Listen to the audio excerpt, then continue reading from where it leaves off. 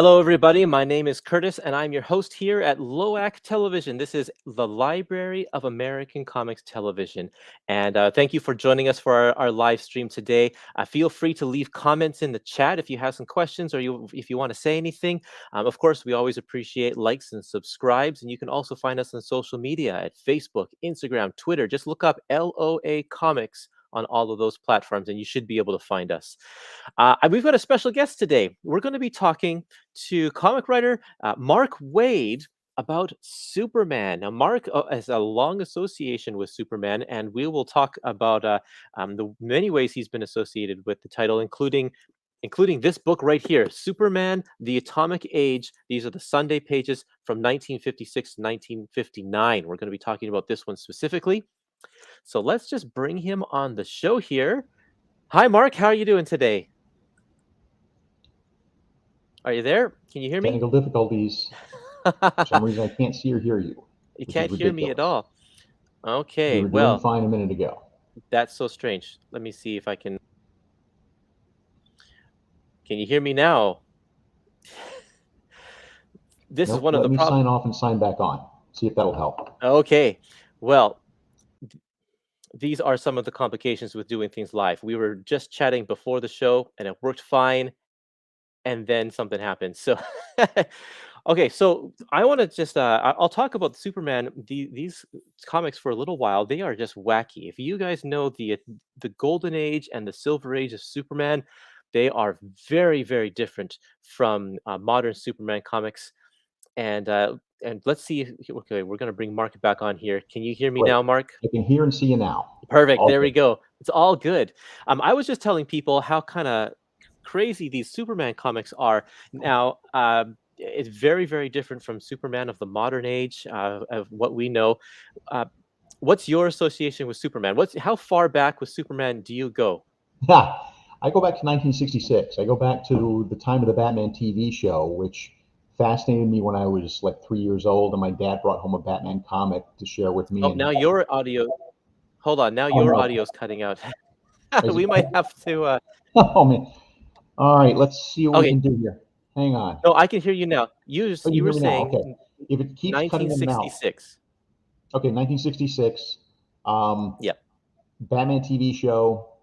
That caught my attention when I was 3, and my dad brought home a Batman comic, and it all just started from there. So, that's when I got introduced to the DC universe. That's when I fell in love with comics. And then it's a short hop over to Superman from there, from Batman comics, that's for sure. Yeah. World's Finest took me there, exactly from Batman to Superman. Perfect. And then growing up, I was a fan of Superman, but I was also a fan of all the other characters, so it wasn't any special attachment. But what happened was, when I was a teenager, I went through a really bad time, a really very dark time. And again, I want to stress that this is not the fault of any of the adults in my life. It was just me and depressive issues and so forth. But I was in a very, very dark place where I felt as if no one cared about me. No one cared whether I lived or died. And on January 26, 1979, I went to see the Superman movie. I sat through it twice, and I came out of that movie knowing that whatever I was going to do with the rest of my life, it was going to have to do with Superman. Wow. And it took me until I was an adult to really realize what had happened there. But in retrospect, it's obvious. Even though I knew he was a fictional character, Superman cares about everybody. It doesn't matter whether you're rich or poor, where you come from, doesn't matter. And I felt in that moment a bond with it. Here's somebody who cares about me. Again, fictional character, I know, but still that emotional connection you can't deny. Absolutely. And so that was what created this bond where, with Superman, that will last until the day I die. That's incredible. And then you actually were able to do that, make a career with Superman in it. Yeah, I'm very, very lucky in that sense. I mean, so few people get to do as an adult a kind of job that they would have done for free when they were a kid, Right. It's just amazing. Now, as far as the strips, the Superman newspaper strips are concerned, where did you first hear about them or discover them? I basically discovered them in various DC comics of the 60s and 70s that would reprint pieces, and they would show what, like little sequences they would show. But then when Kitchen Sink released that first chunk in hardcover back in, holy smokes, what, 1980 something, early. That's right. Yep. Somewhere around there. Um, that's when I really got, it really got to see these things for the first time. And then what happened was, in the year, I want to say 2000 or 2001, I saw on eBay a listing where somebody was listing every single Superman Sunday, the entire run. Wow. And it cost, I want to say I paid $3,000, which is a lot of money, but I got the whole thing. And so not only am I attached to these strips just because I'm attached to Superman, but the ones you see in the books are literally my strips. Yeah. I was the source for all of that stuff. Yeah. It's just so incredible, Yeah. and it's great because they're nice, clean copies. I mean, Dean obviously had to do some restoration and such to make them presentable in the for the printed page here, but like there, it's good stuff. Like, Yeah, he did a great job. Yeah. so how excited were you when you received that? Actually, physically received it in the mail? Then, That was so great because, as cool as it is to have those strips, they are giant and unwieldy. And even though they're, in plastic with cardboard behind them, they're just a pain. And frankly, they're a pain in the ass to haul around yeah, and to go through. So to have them in a complete form like that yeah. is just so great. And they're even bigger than how they're presented in these books, right? Oh yeah, they're full tabloid size, the ones I have, so they're even bigger. Yeah. Now, some of them I noticed that they are like a half tab, or not. Yeah, they're half. Maybe Yeah, not in some of this them are book half tabs. exactly. Some of them are, again, in later on in the run, whoever had been collecting them had settled for, half tabs, or in some cases third tabs, um, just to complete the run. Right. But it's an interesting thing. Dean was telling me about these strips because they're actually pretty rare because Yeah, Superman comic book collectors they collect the comic books but don't really care about the strips. But then right. strip collectors collect classic strips but don't necessarily care about the superhero stuff. So these Exactly. kind of fell in the cracks there. Yeah, that's why I was so delighted to see that once in a lifetime eBay sale, because otherwise I would never have seen, and frankly, by extension, neither would you, and Yeah, neither well, would anybody who exactly. bought these books have ever seen these strips, Yeah, because and the Sundays are one thing. The dailies, that's an even worse story. I mean, we've all been trying to track down stuff from the mid 1950s because it's beautiful looking work, but finding printable copies of that material, as Dean will tell you, is virtually impossible. exactly. And that's why we have published all of the um, Golden Age Superman strips and all of the Silver Age Superman strips. But Right. yeah, there's that chunk right in the middle that we Yeah, haven't published because the runs don't exist I as know, far and as it's we it's know. really it's really a shame because I actually have copies of all of it, but not nearly print level copies. I mean, like Xeroxes of Xeroxes of Xeroxes of Xeroxes. So Yeah, I'm able to read those strips, and not only are they beautifully drawn, there's a whole swath of them drawn by Kurt Swan and not Wayne Boring. yeah, So beautiful strips, and beyond that, there are things that are in those strips that precede the Superman comics mythology. So, like introductions of Bizarro and Metallo and characters yeah. like that, Brainiac, that show up in the newspaper strips in much different forms in a lot of cases than they showed up in the comics. And so, as a Superman historian, it's just a crime that nobody has access to that material. Well, one of these days, One of somebody's these gonna days, find a we'll collection in live someone's long enough. I grandfather's know. basement or something, and it might not be the Library of American Comics that publishes that, but it'll be somebody down the road. So Yeah. we will look forward to that. Yeah. So tell me about these Superman strips in the Sunday strips in the 50s. Right. I'm just before you start, I'm going to switch over my camera so that Mhm. we can get a little close up look, Okay. and and I'm going to solo this so that everybody can see what the book looks like, because we have a beautiful cover by artist Pete Poplawski, who did all of the art for these Superman books that we published, and he has just such a great retro style. I love Yeah. it. Yeah. Yeah, let's take a look inside. You do an introduction, and one of the things that I love about your introduction and just kind of your historian side in general, like I love your history of the Marvel Universe miniseries that you did recently, because you reconcile a ton of just the history of Marvel, and you kind of go through that here with Superman as well, talking about how the strip was influenced by by the comics, and the comics were stories were stories from the strips, and vice versa. Tell me a little bit about your this introduction that you write. Oh yeah, exactly. I mean, well, I was specifically interested. I mean, I'm interested in all the strips, but I was specifically interested in this run because at this point, uh, there's a guy named Mort Weisinger who had been editing the Superman comics and by extension the newspaper strip since the late 1940s, and he really kicked into gear.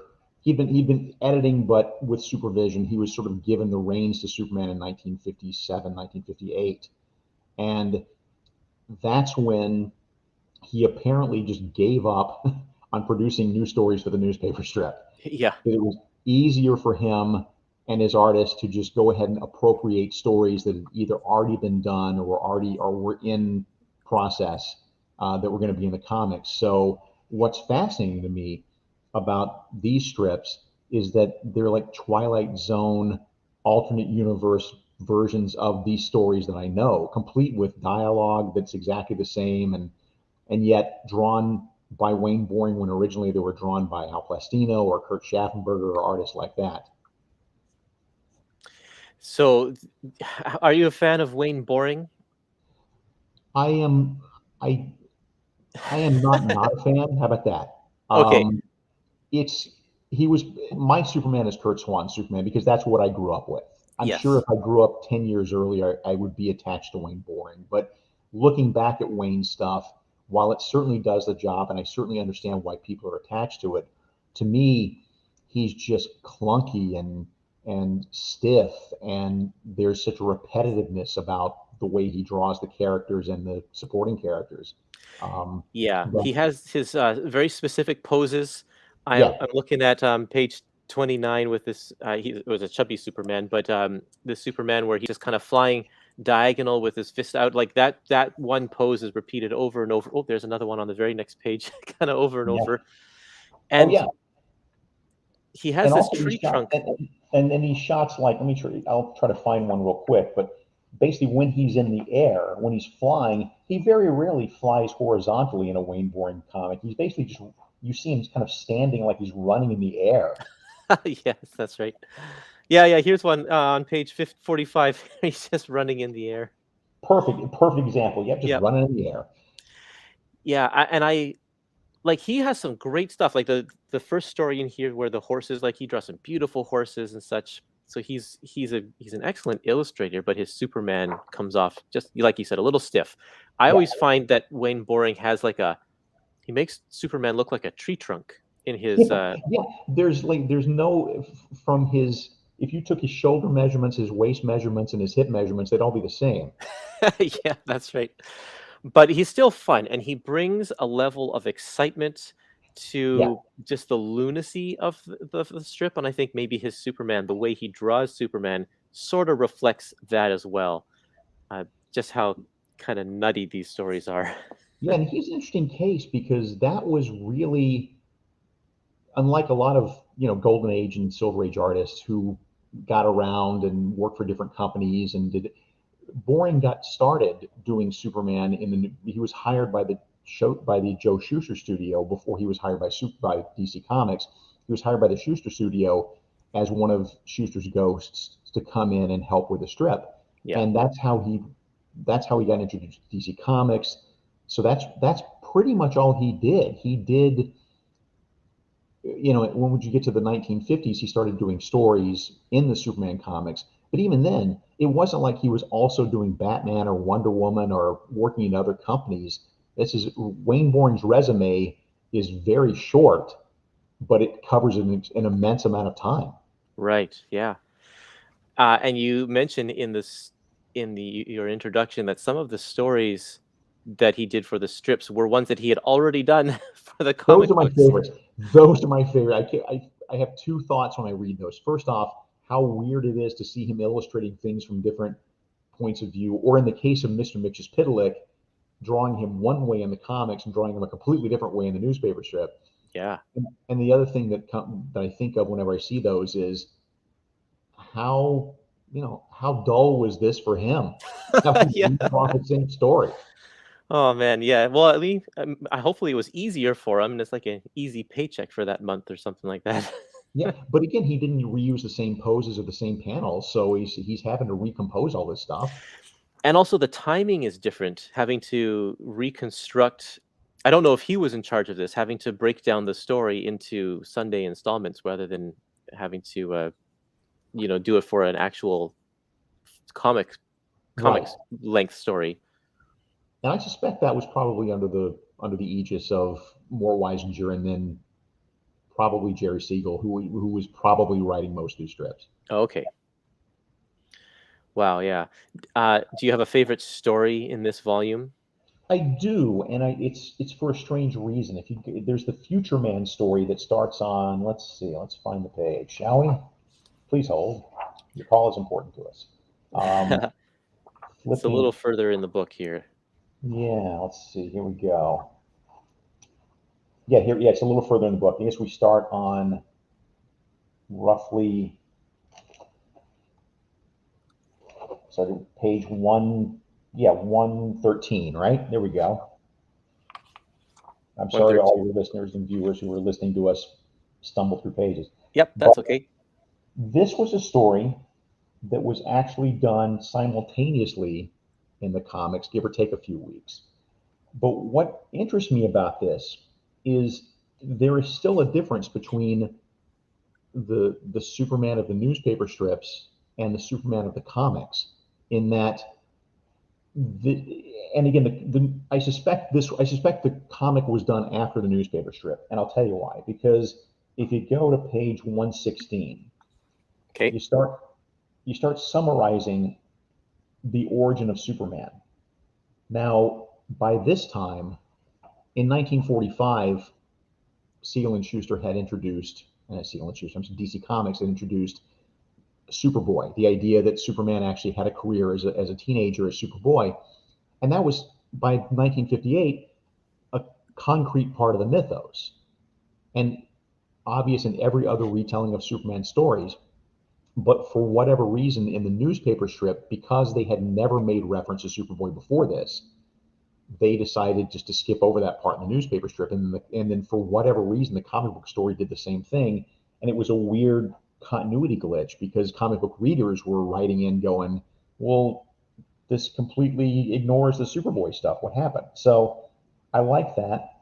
Um, I also like, on page 120, I like the introduction to the newspaper strip the first time of Red Kryptonite, which, Yes.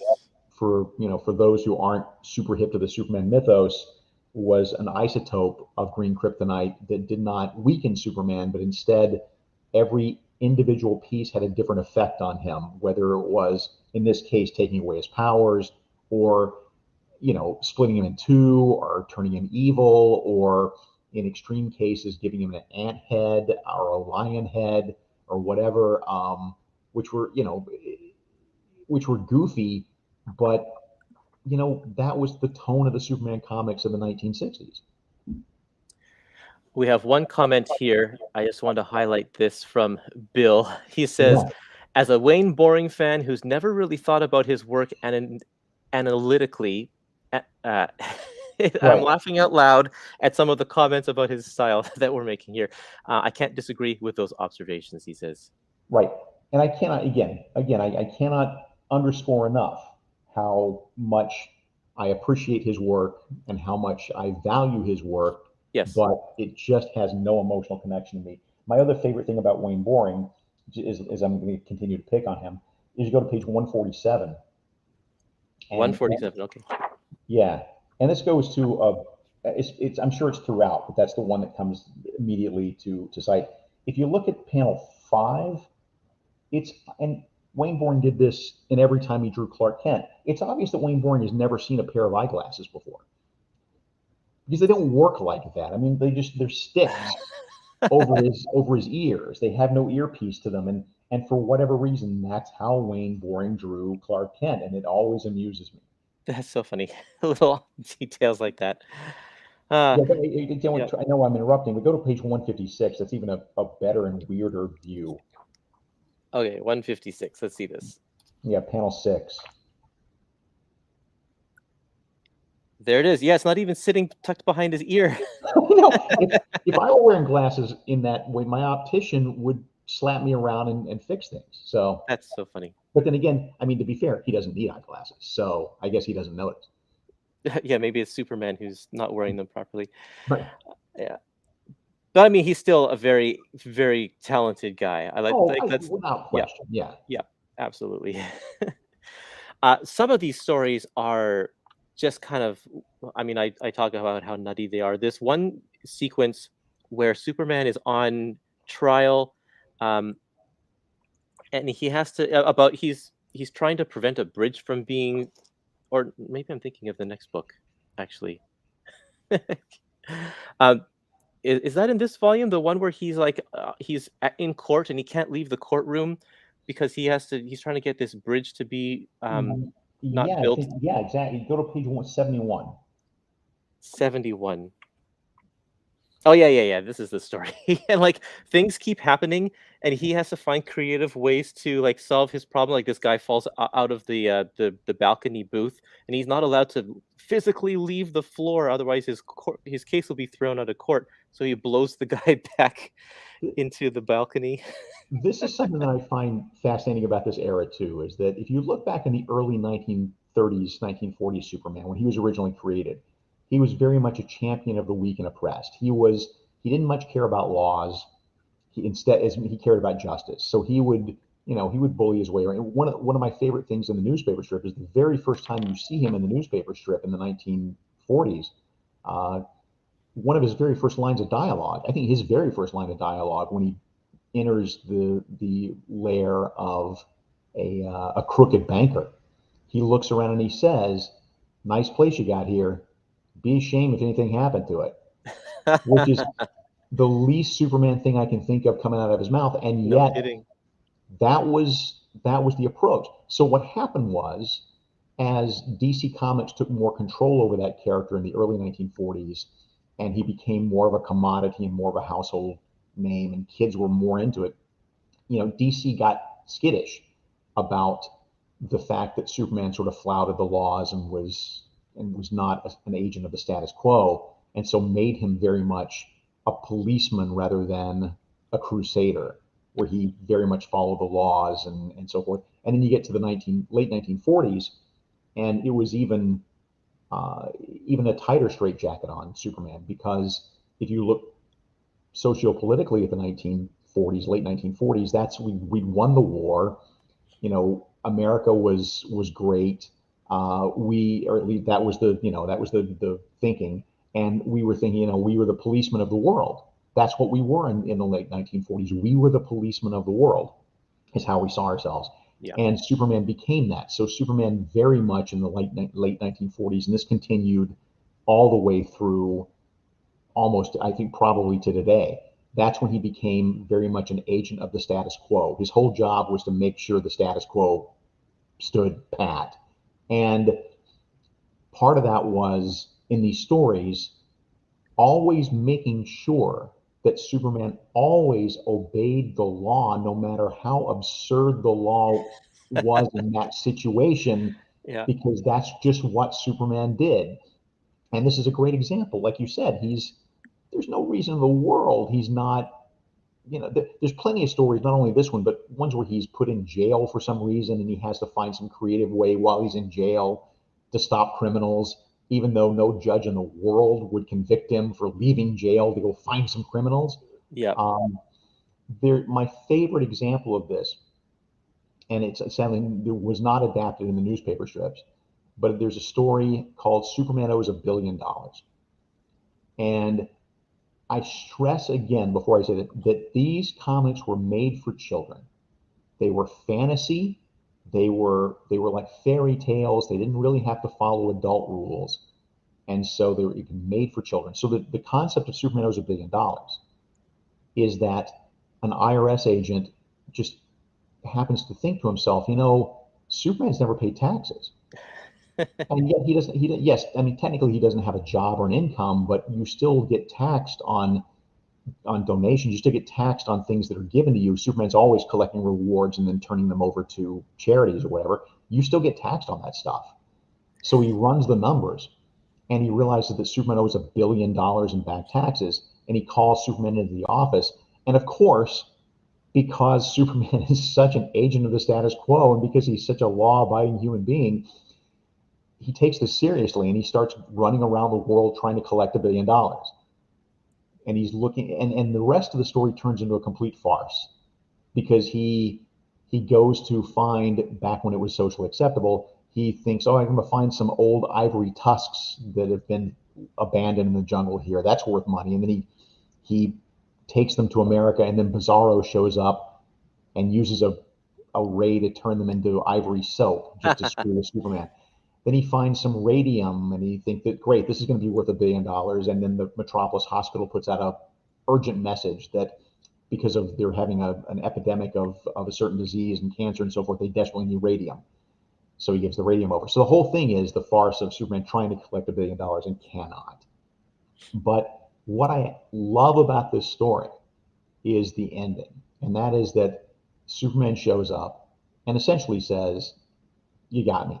You give me 24 hours, I can't do anything. And that's when the IRS agent's boss enters the room, having just heard about all of this, and says, you don't understand. Superman doesn't owe us a dime because, and I think the number was $600 back then. If you're filing an income tax report, as you know, you're able to deduct for your dependents. You're given a deduction for each of your dependents. And I think it was $600 back then. But if you multiply that times the number of people in the world, there you go. We owe Superman money. Like the whole world depends on Superman. And so case closed, everything's happy, 8 pages and done, and we're out. But again, that is just my very favorite illustration of Superman as the most law-abiding citizen, no matter the inconvenience. That's right. Wow, that's amazing. And I love that attitude through these strips as well. And Yeah, I just love the variety of the stories in these as well. Like within a couple of months, Superman goes through like several pages of literally just sitting at a desk with a lie detector on him. yeah, yeah, And then the very next thing, he's like in the Wild West, and then he's fighting a giant gorilla. yeah, yeah. That's you again. What was going on here was that Mort Weisinger had to fill 3 Superman stories an issue, and then Action Comics was another, and then Lois Lane had her own comic with 3 stories an issue, and Jimmy Olsen had his own comic with 3 stories an issue, and Superboy had some. So if you tally, like, Mort and his crew of writers had to come up with hundreds of stories every Incredible. year for 15, 20 years, and so you had no choice but to go with the wildest, wackiest ideas sometimes. Uh, you mentioned Lois Lane's own title. A lot of the stories toward the end of this book and then going into the Silver Age are a lot more focused on Lois and her involvement in Superman. Was there something? Was her strip really popular, or her comic book really popular at the time? It was insanely popular, and this baffles me. It will baffle me to the day I die. But Lois Lane comics were some of the very best-selling comics in the industry in the early 1960s. People just, I don't know whether it was because girls were buying them as well when they weren't buying other comics, because comics at that point were very much for little boys. But Lois Lane sold phenomenally well, and so naturally Mort turned to, I finished mining out all the Superman comics. Let's go mine the Lois Lane comics and see what we can find there.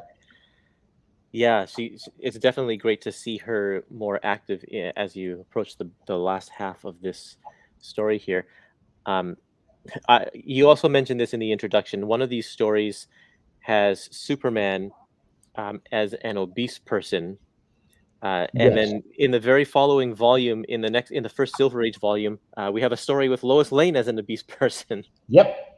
Here's the thing, and I don't remember. I haven't looked at the introduction again, so I don't remember if I covered this in the introduction. If I have, I apologize. But Mort Weisinger himself, again, the steward of Superman for over 20 years almost. He was, by his own admission, I'm not slagging a dead man. By his own admission, he was fat, he was bald, and he was not a pleasant human being either on the outside or on the inside because he was also a tyrant. And no one has anything good to say about Mort Weisinger. His best friend was Julius Schwartz, who said at Mort's funeral, "Here lies Mort Weisinger, as usual." Oh man, wow, That's the holy cow! eulogy from your best friend. So no one, I mean, he was just a thorough, but more importantly, he would say out loud, I wake up in the morning, I look in the mirror, I'm a toad. Well, Mort also put a lot of himself into these stories. And if you look at the Superman stories of this era, whether in the newspaper strip or in, the comics, the two worst things that could happen to you, the two most tragic, horrible things that could happen to you in a Superman comic is if you got fat or if you lost your hair. These are the two worst things that could happen, and it is not a coincidence to me, to my mind, that is because that's what Mort thought. Yeah, very self-conscious and Very, yeah, very self-conscious and aware. So, wow. Yeah, and you can apply that to any superhero, any DC superhero in the Silver Age. I'm sure you can find that comic. I know there's like Flash has one where he's big, yeah. ginormous as well.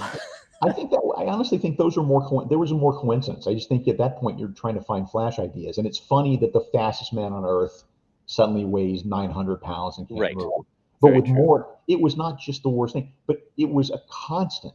Like 4 or 5 times a year, there'd be a story where either somebody was fat or somebody was, revealed to be bald, and it ruined their life or whatever. So yeah, Maybe that's why Lex Luthor is bald.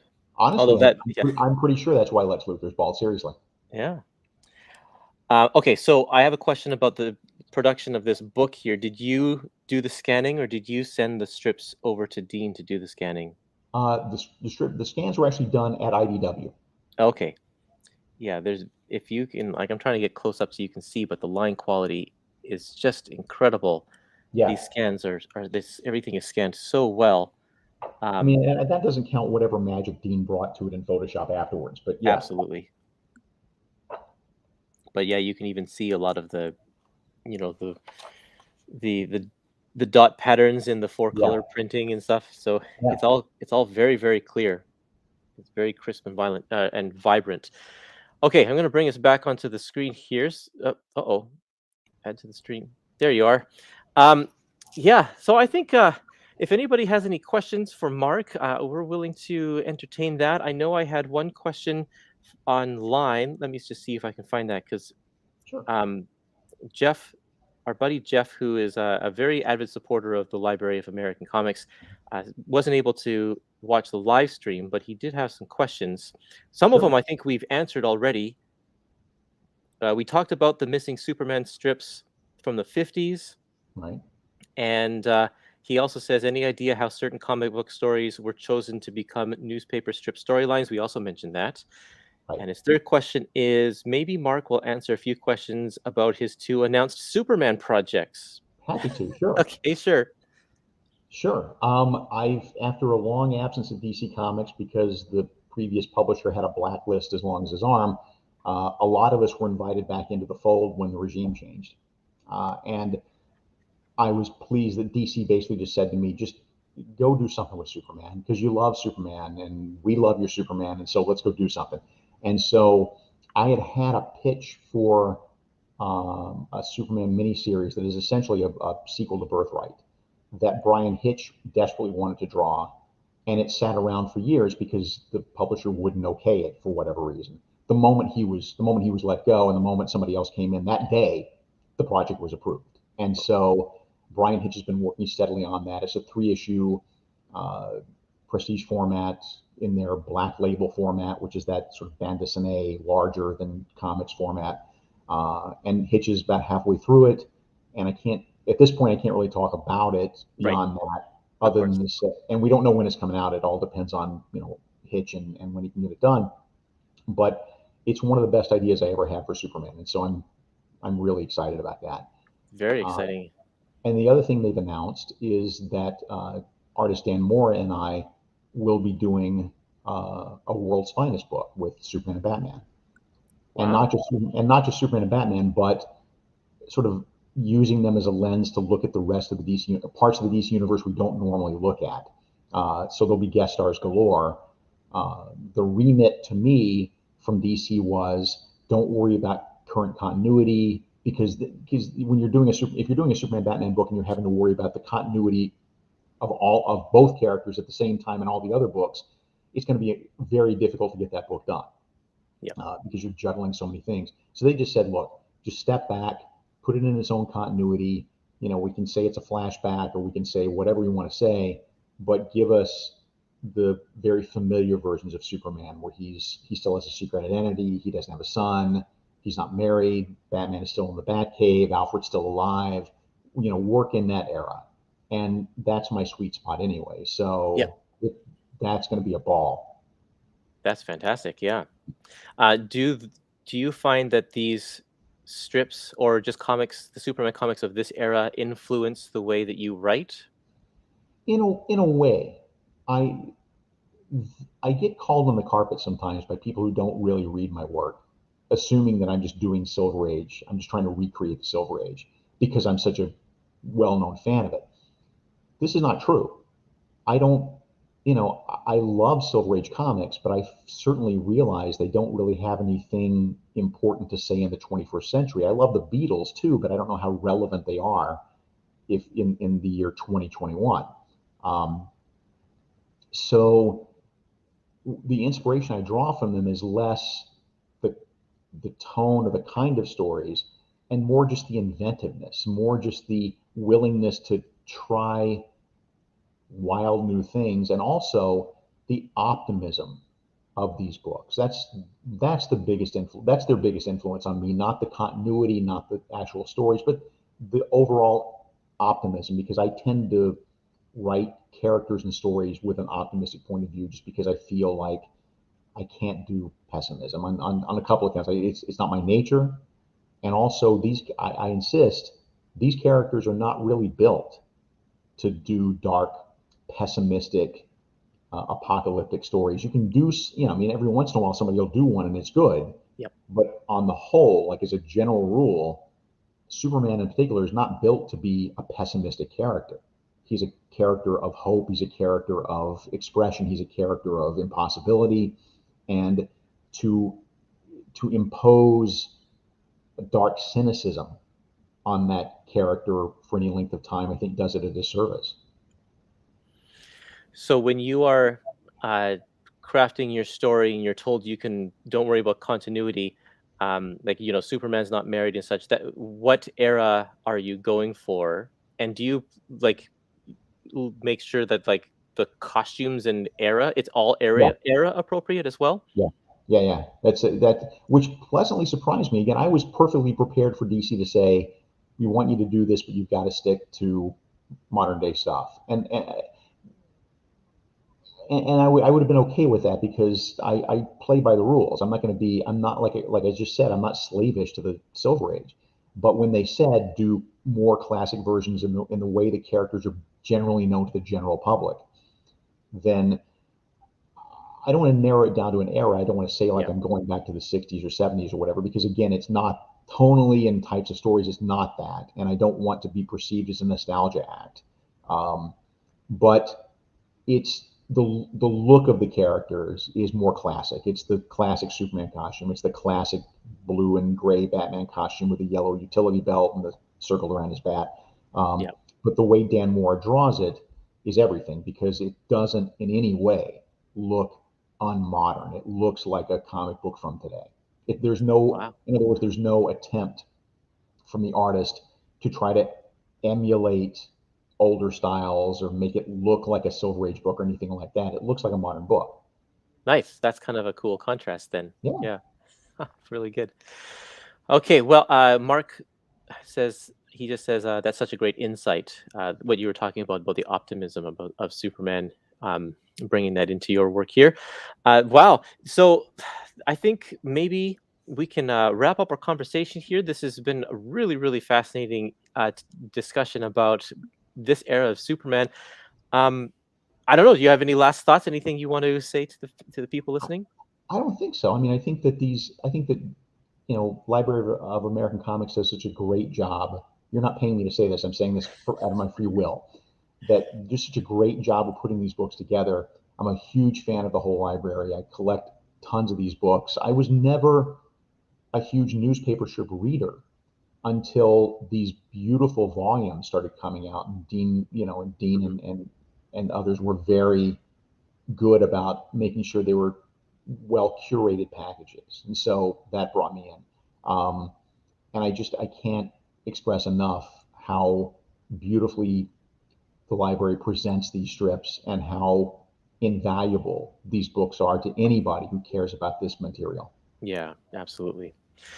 Thank you for those words, definitely. And we are still looking for those 1950s strips. In fact, Anthony has a question here. He says, "Can Yeah. you share more about missing Superman comic strips? Were these missing strips from the 1950s, and why are they missing?" So, yeah, Why we've are they talked a missing? little bit about that Yeah, already. I mean, the reason they're missing is because DC did a big reason why they're missing is because DC didn't keep like proof sheets of that era, or if they did, that stuff had been stolen or lost years and years ago.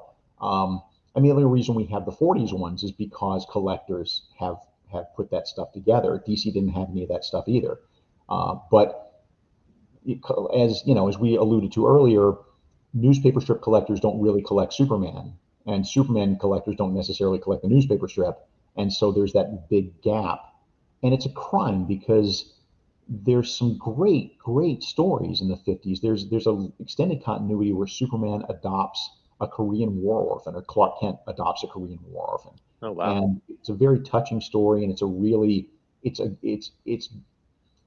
very Clark Kent oriented and less Superman because that actually plays better in the newspaper strip. As it's just it because with Superman you need big panels and big expressive, and a newspaper strip is this. So Yes. Clark Kent plays a little bit better. Um, and there's, like I said before, there's a whole 4-year run where Wayne Boring just does the comic books exclusively, and Superman artist Kurt Swan steps in with inker Stan K to do 4 years the continuity. And you know, I've been able to read all that stuff again. Like I said, sometimes it's fuzzy and sometimes it's hard to read, and I wish all of it were in publishable, you know, but nobody has that stuff. That's I know it's a very long answer to a very short question, but the answer is no one that we've been able to find on the planet Earth has that stuff. And so what we've been able to do is certain newspapers, if you can find, you know, runs of those strips on their microfilm, on their microfiche, we're able to, gather some of that. That's how I was able to put together the whole Bizarro story. But even then, there weren't that many newspaper strips, or there weren't that many newspapers who carried the strip in the late 1950s. And as they say in any story set in the future, records are incomplete. Historical Yeah. records are spotty and incomplete. And so, because the biggest newspapers in America didn't run the strip, the record, so many of the newspapers who ran the strips don't even exist anymore. So where are those files? We Yeah. I trust me when I say we have all exhausted every resource other than building a time machine that we can think of to find these strips. Yeah, and so Dean has been gathering little bits and pieces, Yeah. as he finds them, but it's like, you get a few here, you get a couple of months there, and Yeah. this guy has a year, but that's you were talking about Right. 10 years. So Exactly. it's And he wants to. I mean, and he wants to promote, produce them complete. Oh, for It sure. doesn't, he wants to be able to do them in big, complete sequential chunks that Yeah. fill a book. He doesn't want to do, spotty here and there. So, which I salute. Oh, for sure. Yeah, Yeah. I think hopefully at some point there will be enough to do at least one volume of, because they're published in 2.5 year chunks, I think, and if we can get at least enough for one volume, then we can get it. But I think Dean is of the opinion is if we don't have all of them enough to do all 10 years, then why bother at this point? Well, Just part just of it too, hold and on to it. correct me if I'm wrong, but because you've already set the time frames with the first volumes and the last volumes, you're also kind of locked in. Like you can't do a volume that is of if you found, let's say you found 3 years worth of strips, you couldn't necessarily do a volume out of that, because if that spread It would covers overlap the volumes, yeah. overlap Right. volumes, then you wouldn't want to do that. So Yeah, it's tricky stuff. There's a it is. whole sequence in the early 1950s where Lois and Clark actually do get married. Wow. Oh, okay. They're married for like 2 years in the strip, or a year, something I forget. I haven't looked in a while, but they're married for a good long time in the strip. And I think what happened, I'm conjecturing, but in about the time that ran its course in 1951 or so, that's when Mort Weisinger was given full reign of the Superman books. And I think Mort is the one who decided we want the newspaper strip and the comic to reflect each other. Mm. So, in the laziest, weirdest way, they just shuffled the marriage off by saying that Superman was having a dream. There you It go. was implanted in his dream by It was implanted in his brain by aliens, and he goes has an adventure with these aliens who say, "Oh yeah, we're just making you believe you were married for 2 years." You hand wavy, hand wavy, hand wavy. It's a funny, if you look at it that way, it's a funny installment. But boy, they just couldn't wait to get that marriage off the table as fast as they could. Wow. So here's a relevant question. Yeah. Anthony again says, are these, or does DC consider these Superman comic strips to be set on an alternate universe Earth relative to what was being published in the comics at the time, in terms of continuity and canon? Yeah, I think so. I mean, Yeah, that would be especially why because you're they. duplicating up so many of the stories and you're Yeah. telling them differently. Yeah. Well, that's why they would do. That's why they did the dream sequence marriage Right. resolution, Right. because otherwise they could have just left it if they didn't Yeah. consider that. But But well, another example though, another really good example. We can keep going for a few minutes, right? I don't want sure. Yep. Yep. That's fine. to.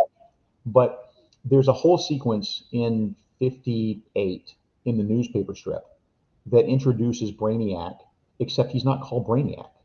He's called, I forget the name of the character, and he doesn't look like Brainiac, but it's still the same gimmick. He's stolen the bottle. He went and shrunk all these cities from different planets, including from Krypton, where he got the bottle city of Kandor. Yep. But in that story, it it starts and ends like the Brainiac story where he was first introduced in the comics. But in the middle of the story, Superman actually goes down to Kandor and has an adventure there No. that is not in the comics, that lasts for a good long time. So Wow. you're, you know, you can't have both of those stories happening in one continuity. So Yeah. again, once more, I give you a very long answer to a very short question.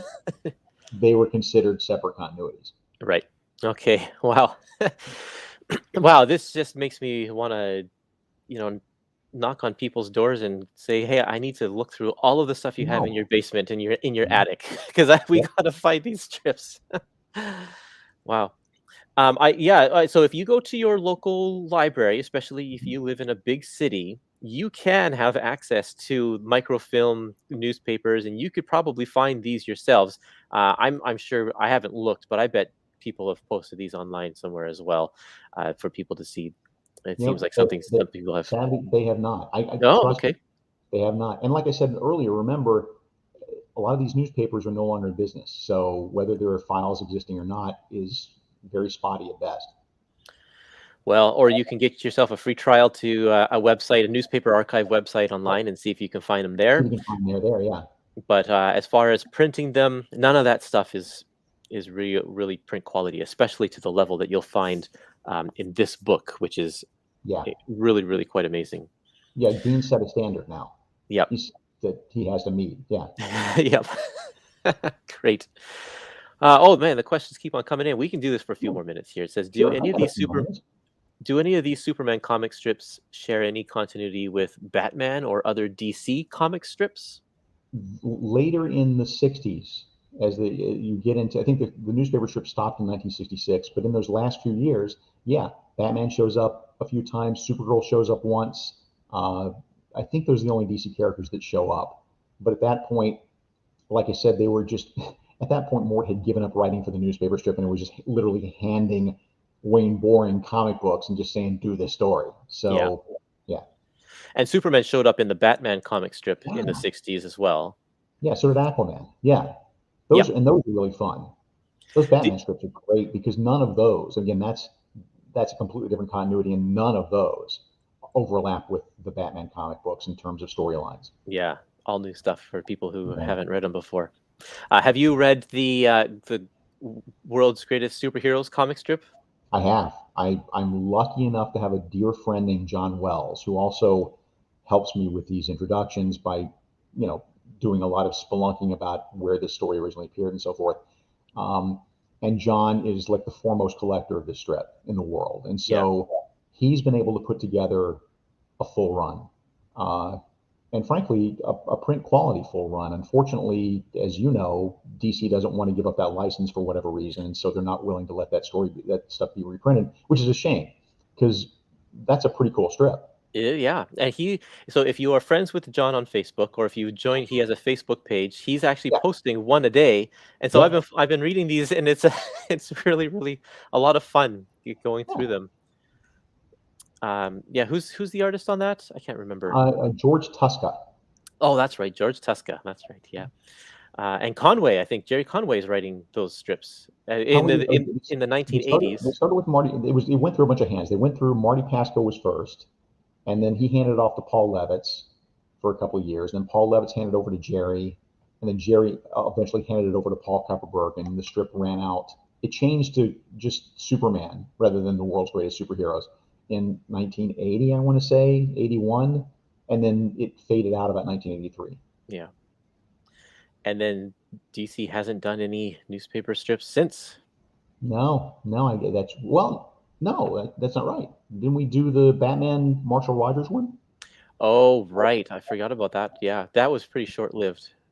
Unfortunately, that was, yeah. It only lasted a couple of years, I think, and Marshall only did the first couple of continuities, and then it was given over to Carmine Infantino, who, and I say this with all respect to Carmine, who I adore. And if you look in my apartment, there's Carmine art hanging everywhere. But this was very late in the game for Carmine, and he was clearly just banging it out. So it's not his best work. Still, that would be a nice kind of one volume set right there. It would. That would be really cool. But yeah, didn't DC didn't want to let those later comic strips get published for some reason. But we'll keep knocking on their door and see what happens. Please do. Eventually, they'll hopefully they'll relent. Perfect. Okay, let's wrap this up. Mark, thank you again for joining us and talking all about these comic strips. What a pleasure it has been to talk with you today. My pleasure. Absolutely. Anytime. Okay, so like I said, give us a like or a subscribe to these YouTube channels, to our YouTube channel, so that you can be apprised of any future videos that are coming your way. Next week, I hope to talk with Dean himself on the live stream. We're going to talk about a new edition of Terry and the Pirates that he's planning. Yeah, So heard about this. yeah, that should be pretty good. Okay, everybody, thanks for listening. Take care.